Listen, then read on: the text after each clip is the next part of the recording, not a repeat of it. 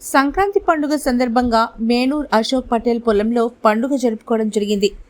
మద్నూర్ డోంగ్లీ మండలాల గ్రామస్తుల ప్రజల ముఖంలో ఎల్లప్పుడూ చిరునవ్వులతో ఉండాలని, ఈ సందర్భంగా మద్నూర్ డోంగ్లీ ప్రజలతో పాటు తెలుగు ప్రజలందరికీ మకర సంక్రాంతి శుభాకాంక్షలు మద్నూర్ ఎస్ఐ కొండా విజయ్ గారు తెలిపారు.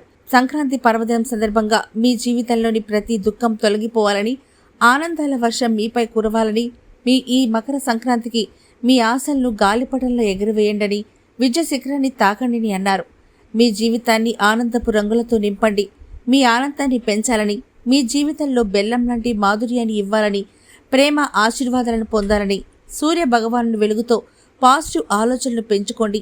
మకర సంక్రాంతి వెలుగు మీ జీవితంలో నిండాలని, సంబరాల సంక్రాంతి మీ జీవితంలో సరికొత్త కాంతులు తేవాలని కోరుకుంటూ మీకు, మీ కుటుంబ సభ్యులకు సంక్రాంతి శుభాకాంక్షలని తెలియజేశారు. పండుగ కోసం వచ్చిన వారి అందరినీ అశోక్ పటేల్ ధన్యవాదాలు తెలిపారు.